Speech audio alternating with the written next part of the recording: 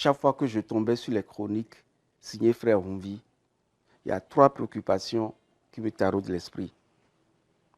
La première, je me demandais, mais est-ce qu'il a les preuves de ce qu'il dit de façon aussi péremptoire? Je me demandais aussi, mais pourquoi s'exiler et se cacher sous un pseudonyme? Je me demandais également, mais pourquoi autant de chroniques accusatrices? Ça prenait beaucoup plus l'allure d'acharnement à détruire un système qu'à critiquer des faits réels dans le cadre de la moralisation de la vie publique. Si c'est pour dénoncer un scandale, on n'a pas besoin de se réfugier à l'étranger. Non, pas du tout, sur le journaliste. On réunit les preuves, on reste sur place et on dénonce. Sur un seul dossier de malversation, réunir les preuves peut prendre plusieurs mois. Mais alors, il faut que votre dossier soit à béton lorsque vous faites de l'accusation. Si l'intention du frère Oumvi était juste de dénoncer une malgouvernance du pays, montrer les preuves sur un ou 2 scandales était largement suffisant pour éclairer l'opinion publique. Se passe. Mais des centaines de chroniques aussi accusatrices, cela apparaissait à la fin comme un acharnement contre le régime en place. En somme, ça donnait le sentiment qu'il faisait de l'activisme politique, dont l'objectif, évidemment, est de décrédibiliser les autorités en place et montrer qu'elles ne font rien de bon. Vous savez, sous le régime du président général Mathieu Kérékou, j'avais fait des dénonciations.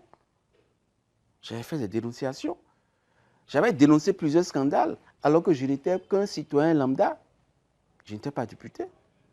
Je m'étais même permis de dénoncer sous forme de livres.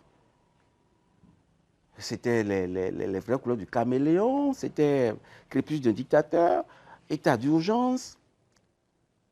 À travers ces écrits, j'avais dénoncé des scandales comme les 14 milliards détournés à la Sonapra.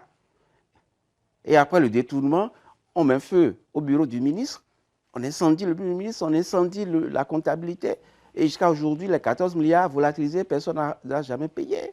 J'avais dénoncé l'affaire Sonacop, une affaire dans laquelle les gens avaient acheté la Sonacop avec les termes de la Sonacop.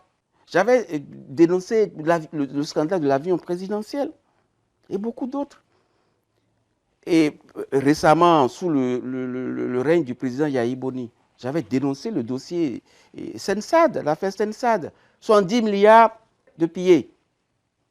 C'est dans ce scandale qu'on avait parlé des imperméables achetés à 90 000 francs, des gants à 70 000.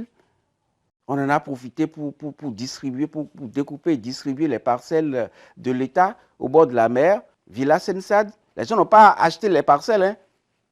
Ils ont pris ça, Clando, Fatah. Non, c'est incroyable.